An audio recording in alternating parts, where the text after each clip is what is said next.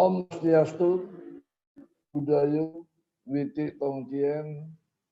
Assalamualaikum warahmatullahi wabarakatuh. Assalamualaikum, salam sejahtera buat kita semua. Ini melanjutkan diskusi kita yang sebelumnya. Kita akan membahas tentang manusia dan misteri dosa. Allah itu baik, Allah itu suci, maka akan timbul pertanyaan kenapa manusia jadi jahat, manusia jadi jelek. Apalagi kita yang dia hidup di zaman ini, bahkan cari jujur dan dipercaya itu susahnya setengah mati. Nah, ini bisa terjadi. Padahal kita yakin Allah itu kasih dan adil. Kita sudah membaca manusia itu Allah. Punya gambar kemuliaan dan kuasa Allah.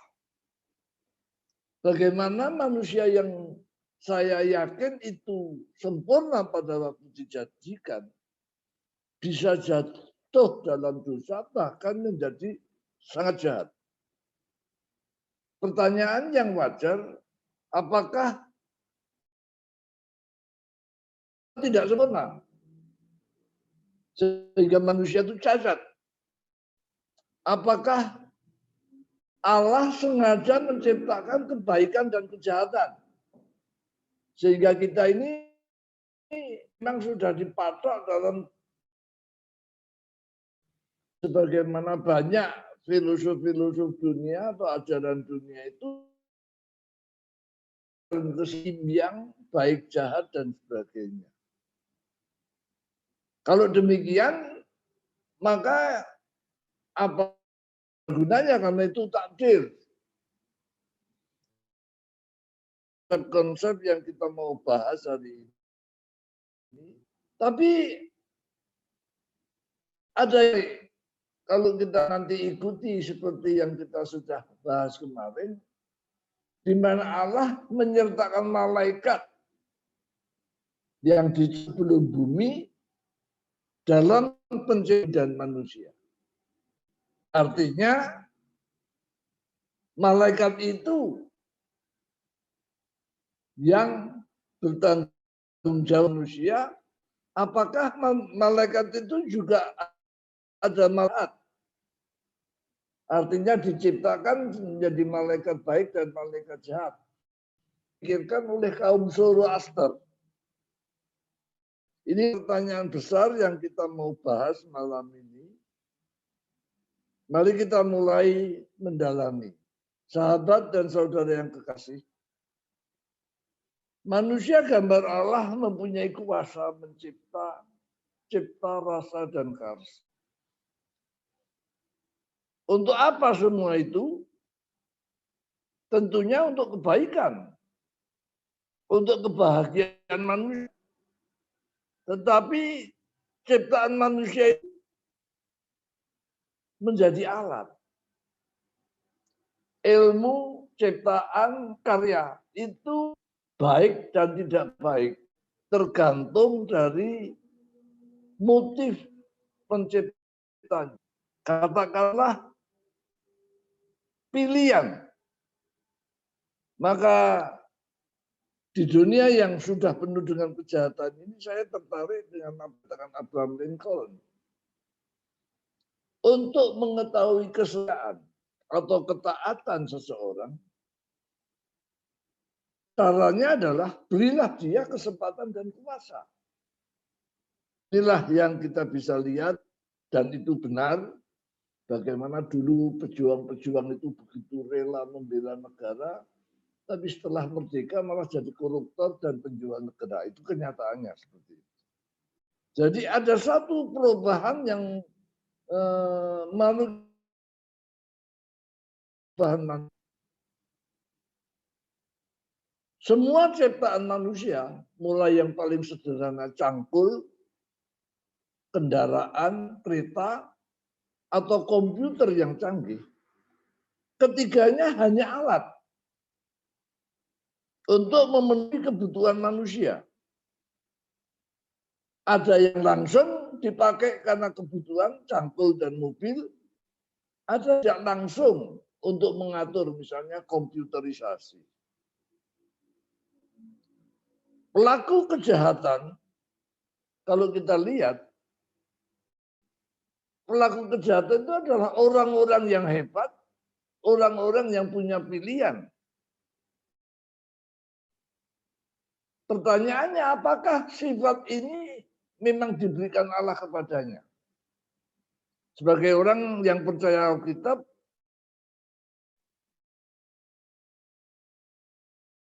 baca, Allah tidak menciptakan kejahatan. Dan ia sendiri tidak mencobai. Lalu dari mana datangnya kejahatan itu? Inilah misteri yang kita mau bahas. Mari kita lihat dulu sejarah menurut Alkitab.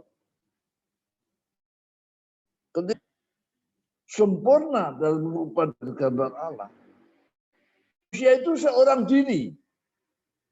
Kejadian 2 ayat 18. Jadi barangkali yang sekarang kita lihat, Adam itu pada waktu dicipta sempurna, saya kira begitu indahnya sehingga unsur dan wanita ada di dalam Adam itu. Dia ditempatkan di Eden. Sebelah timur Eden di satu taman yang dibangun, di mana satu sungai mengalir bercabang 4, Pison, Gihon, Tigris, dan Efrat, sehingga tumbuhlah segala pohon yang baik dan sedap dimakan. Sudah kita bahas webinar yang lalu, makhluk bumi itu diciptakan makhluk fana yang tidak kekal, yang terbatas tempat, waktu, dan keadaan, sehingga mereka berada di bawah hukum naluri, kefanaan. Mereka harus makan, minum, dan berketurunan untuk kelangsungan hidup, dan mereka dibatasi wakil, berkembang, dan tiada. Itu dialektikanya. Nah, manusia itu sendiri di tengah kemegahan Taman Eden, kita bayangkan, maka manusia berada di bawah hukum naluri. Nah, kalau dia sendiri, dia akan mati. Yang lain diciptakan berpasangan. Jadi kalau manusia sendiri di Taman Eden, di bawah hukum, manusia mati, punah. Maka Sang Pencipta melindungi manusia. Ditumbuhkanlah 2 pohon di tengah taman. Kita akan melihat nanti ini menjadi sumber. Pertama, pohon kehidupan. Pohon yang untuk obat, dia selalu sehat. Dan buahnya untuk mengisi energi kalau energinya habis. Karena menurut teori, energi, kalau energinya habis, mati, baterainya mati. Kira-kira begitu. Dengan demikian kita boleh sebut di Taman Eden itu manusia dipelihara dengan satu hukum kekekalan bersyarat. Kekal selama masih makan buah kehidupan. Sehingga energinya bisa recharge. Di sisi lain juga melihat bahwa manusia makhluk bumi yang terbatas tempat, waktu, dan keadaan itu dengan rupa dan gambar Allah mempunyai kuasa dan keinginan yang tidak terbatas. Dikatakan secara teori manusia bisa salah. Keinginannya banyak tapi terbatas. Manusia salah itu alami, manusiawi. Oleh karena itu Allah yang sangat mencintai manusia menambah satu pohon lagi supaya kesalahan manusia tidak merusak dan menghancurkan bumi. Maka ditumbuhkanlah buah pengetahuan. Sebab orang salah itu kalau tidak berpengetahuan. Itulah filosofi pentingnya pendidikan. Orang salah itu kalau pengetahuan itu harus ditaati dengan kejujuran. Pengetahuan itu adalah yang paling dasar supaya manusia bisa membedakan yang baik dan yang jahat. Ya, itulah harmoni alam. Untuk kelangsungan hidup, manusia harus berusaha harmoni dengan Allah, harmoni dengan alam, harmoni dengan sesama makhluk bumi dengan menjalankan hak dan kewajiban yang adil, benar, dan jujur. Kesalahan ada manusiawi, kejujuran ada ilah. Tetapi dengan keterbatasan itu manusia bisa. Bagaimana kalau salah? Maka manusia yang kalau salah harus berani mengakui kesalahan untuk diperbaiki dan dipulihkan lagi. Itulah inti Injil sebenarnya. Seperti yang tertulis dalam 1 Yohanes 1 ayat 9, barang siapa mengaku dosa, Allah adil, dia dibenarkan. Inilah inti daripada hukum yang ditempatkan di Eden itu. Nah, sekarang manusia yang seorang diri itu, karena dia penguasa, maka dipanggillah semua makhluk bumi yang diciptakan di darat menghadap Adam. Untuk apa? Menerima tanda kuasa. Mereka datang berpasangan dan dikasih nama. Namanya itu dari manusia. Sehingga dia berkuasa. Diatur di dalam satu keseimbangan yang baik dan manusia bekerja di taman bersama dengan makhluk. Apa yang terjadi? Saya pakai penalaran, memang tidak tertulis di Alkitab. Manusia tentu melihat makhluk-makhluk bumi lain yang berbahagia. Berpasangan, burung-burung berkicau, mungkin monyet gandengan, dan sebagainya. Maka ada satu perasaan yang kosong dalam manusia. Dia merasa tidak punya teman. Dia seorang diri, yang lain bertangan. Kesepian ini beban yang mengurangi kebahagiaan manusia di taman. Maka dikatakan dalam Alkitab, tidak baik manusia seorang diri. Lalu manusia diberi tidur, diambillah bagian tubuhnya di sisinya, kalau kita menulis di tulang rusuknya, ditutup dengan daging, lalu bagian tubuh itu dibentuk menjadi manusia. Kalau sekarang kita bilang cloning. Memang cloning itu memang secara ilmiah, cloning itu epitel terbaik di dekat rusuk, di dekat kucing. Perempuan. Diberikanlah perempuan itu kepada Adam dan Adam menerima itu dengan sukacita. Inilah tulang daripada tulangku.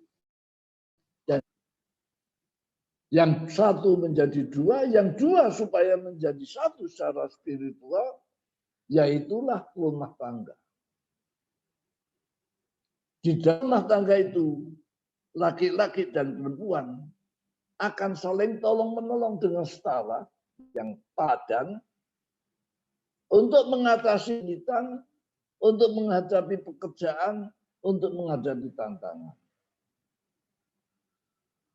Dia jatuh seperti kita.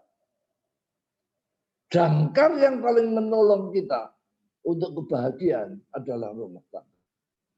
Dan alat untuk menyelamatkan manusia juga rumah tangga. Efesus 5 ayat 22 sampai 33. Jadi rancangan Allah itu luar biasa. Apa yang terjadi? Maka menurut Sohar atau Kabbalah, diceritakan bahwa manusia itu sangat menikmati kebahagiaan dan mereka selalu berdua. Saya berdua, mencangkul berdua dan sebagainya, itulah mereka selalu berdua. Inilah kebahagiaan rumah tangga, itu harus selalu berdua. Kebahagiaan itu mereka nikmati sampai satu saat, ini misterinya mulai muncul. Perempuan itu berjalan-jalan sendiri ketika suaminya istirahat sebentar untuk melepas di tengah taman itu. Ini saya rangkai menjadi seperti cerita. Ketika jalan-jalan itulah dia bertemu dengan ular. Dan ular itu ditulis dengan binatang yang paling cerdik dan cantik sehingga menjadi sahabat manusia. Jadi kita akan melihat ini. Mereka berjalan-jalan sambil bercerita sampai ke dekat tengah taman. Kalau saya lebih detail, ke dekat pohon pengetahuan baik dan jahat yang sedang ranum. Buahnya sedang mengkel ini. Di dekat itulah tiba-tiba ular bertanya kepada perempuan dengan pertanyaan yang bodoh sekali. Hai perempuan, bukankah semua buah itu tidak boleh dimakan? Ini kan pertanyaan bodoh. Semua makhluk di dunia harus makan. Kalau tidak makan mati. Kalau semua tidak boleh dimakan kan mati. Perempuan itu dengan rendah hati dan sangat berkata kepada ular, oh enggak dimakan. Yang tidak boleh dimakan cuma buah pengetahuan baik dan jahat. Jawaban yang jujur dan baik itu digunakan oleh ular untuk mematok pikiran manusia, meragukan kebenaran perintah itu. Kamu tidak akan mati, kaget. Coba lihat buah itu yang sedang ranum. Allah, kalau kamu makan itu, kamu akan menjadi seperti Allah, tahu yang baik dan jahat.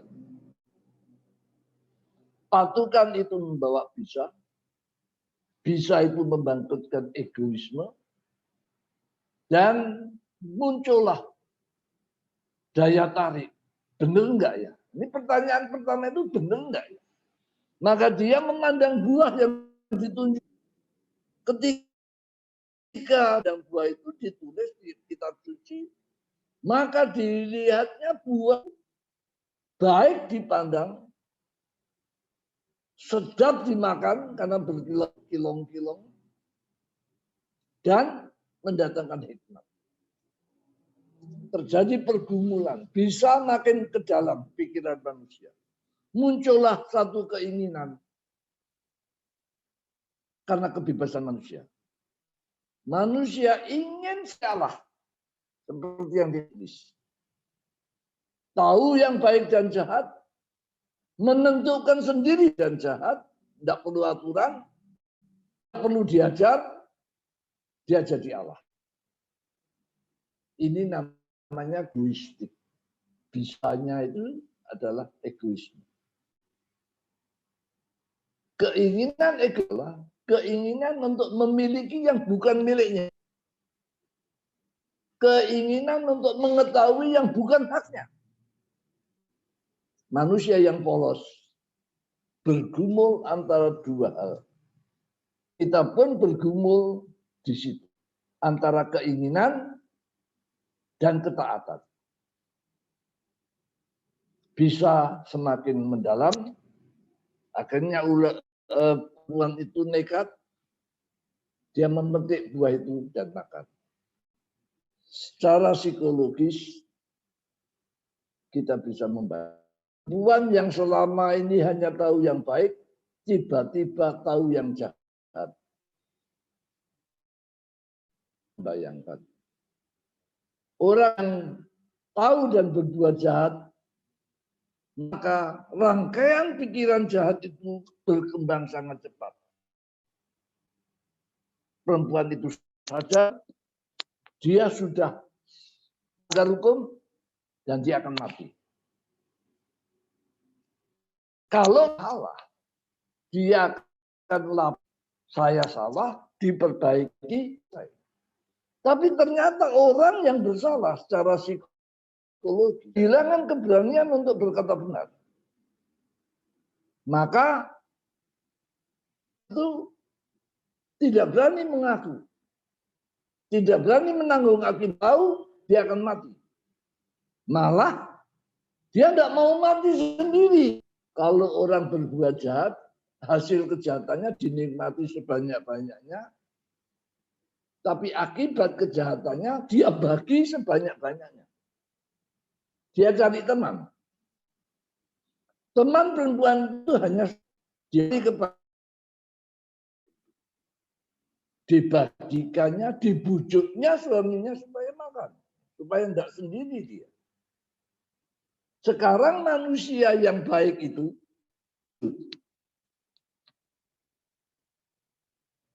istrinya sudah makan dan pasti mati.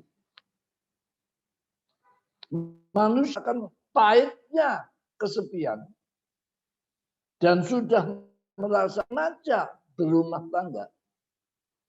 Sekarang harus berhadapan dengan pilihan yang berat. Simalakan. Dia taat, kehilangan istrinya, kenikmatannya. Dia ikut makan, dia kehilangan harmoni dengan dan sesuai dengan hukum yang dia tahu, dia mati. Inilah pergumulan manusia sama itu. Seperti kita juga, itu yang kita barisi, Adam lebih memilih mempertahankan kenikmatan daripada ketaatan. Ini misteri dosa. Kenapa bisa terjadi? Bisa ular itu, bisa nular. Dan Adam memilih kenikmatan daripada ketaatan. Dua-dua manusia jahat. Tetapi manusia atau Adam sebagai penanggung jawab yang tahu aturan, dia juga kehilangan keberanian untuk mengaku salah dan diperbaiki, menerima akibat hukuman itu. Gantinya mengaku Adam menutupi kesalahan dengan kesalahan, menutupi pelanggaran, bahkan Adam membangun sendiri. Inilah dosa egoisme. Menutupi rasa malunya dengan daun yang fana. Sempurnalah manusia jatuh dalam dosa. Saudara kekasih, disinilah yang saya mau bahas. Apa akibat Adam mempertahankan kenikmatan gantinya ketaatan? Jatuh sempurna. Saya lihat dengan imajinasi. Terjadilah kegemparan di surga. Surga yang harmoni dan tidak pernah ada pertikaian. Sekarang melihat hal muncul pertanyaan besar. Bagaimana anak Allah yang dipercaya untuk memimpin penciptaan bumi dan manusia bisa yang cacat? Tentu pertanyaan ini secara nalar, apakah anak Allah itu tidak cakap? Atau apakah anak Allah itu salah menciptakan? Sehingga manusia adalah produk yang gagal atau cacat bawaan. Saya bayar jauh. Pertanyaan itu tidak berhenti di situ. Pertanyaan itu bertanya, apakah Allah tidak salah pilih? Inilah yang aneh. Inilah misterinya. Malaikat mempertanyakan kepada Allah keadilan, apakah Allah salah pilih? Kalau ini menjadi hal yang bisa kita diskusikan, maka kita bisa melihat bahwa memang Allah tidak menciptakan kejahatan. Kejahatan itu hadir karena adanya kesepemilian kuasa, itu kan kita bahas Kamis depan. Kenapa di Alkitab ada Yesaya 14 ayat 12-14 diceritakan tentang bintang fajar yang mau naik ke utara lebih tinggi dari malaikat. Ada konkurensi. Alkitab membuka sedikit di sini. Jadi nampaknya ada konkurensi. Bagaimana konkurensi ini bisa bahas? Bukan. Saya yang mau bahas malam ini adalah bagaimana manusia yang diciptakan sempurna bisa jatuh dalam pelanggaran. Bapak-bapak, saudara dan sahabat yang kekasih, langsung kepada keadilan Allah. Kalau dipertanyakan kemahan dan kekuasaan Allah, tentu Allah mampu menyelesaikannya. Sering saya ditanya oleh teman, lalu sudah tahu ular yang jahat, kenapa enggak tangkap ular aja udah? Siapa yang nyuruh tangkap selesai. Itu kan ilmunya Pak Daniel polisi yang sekarang ini sudah ada buktinya, tangkap selesai. Apakah Allah tidak ngerti ilmu itu? Disinilah saudara, saya ingin saudara untuk sedikit membayangkan suasana surga. Surga yang harmoni dan tidak ada kesalahan. Surga yang damai dan sempurna. Belum pernah ada orang berbuat salah. Sehingga ketika manusia salah dan harus diselesaikan, penghuni surga itu ya bodoh. Bagaimana menyelesaikannya? Sekarang kalau kita balik. Di dunia yang sudah sangat jahat, egois, matre, dan sebagainya seperti yang kita hadapi. Lalu kita menuntut manusia itu taat dan jujur. Itu yang dibilang mustahil. Saya sering berhadapan dengan teman-teman berbagai agama. Saya mengatakan untuk kembali ke surga itu hanya sederhana. Taat dan jujur. Mari kita bahas lagi. Apa yang dilakukan Allah untuk menyelesaikan kejahatan manusia? Pertanyaannya, apakah manusia langsung dihukum? Lalu anak Allah langsung dihukum karena dia yang bertanggung jawab? Apa? Allah bertindak dengan sangat adil untuk menuntut malaikat-malaikat yang sempurna dan pintar, tapi belum pernah bohong. Bagaimana menjelaskan ini dengan cara yang luar biasa? Maka pertama-tama, saya membaca gabungkan dengan ayat lain. Allah mengisolasi bumi. Bumi ditutup dengan tirai. Itu kalau kita lihat nanti Yesus kalau disalib, tirainya itu putus. Artinya Allah memerintah bahwa semua akibat kejatuhan manusia dan pertikaian malaikat yang terjadi akibat pertikaian manusia harus di bumi, tidak boleh dibawa ke surga yang harmoni. Sebab kalau orang meragukan kemahan dan kemahatauan Allah, yang terjadi adalah ketidaktaatan dan pelanggaran seperti Adam. Inilah saksi yang kita bisa lihat, dan saya tidak akan melanjutkan lagi, saya akan melanjutkan besok, akibatnya itu apa? Bagaimana solusinya? Kemudian Allah juga bertindak lebih jauh. Allah tidak, sekalipun manusia itu secara hukum kalau sudah terbukti melanggar hukum dan harus mati. Tapi Allah tidak menghukum itu. Kenapa? Katakan karena Allah tahu bahwa kejatuhan manusia dituntut adalah tanggung jawabnya anak Allah yang menciptakan manusia. Dan saya lebih senang sekarang saya ini ciptaan Yesus. Efesus 2 ayat 10-11. Jadi Allah tidak memusnahkan manusia, tetapi minta pertanggungjawaban anak Allah yang dipilihnya itu. Jawab tujuan ini. Pertanggungjawabkan tugasmu. Kok bisa jatuh?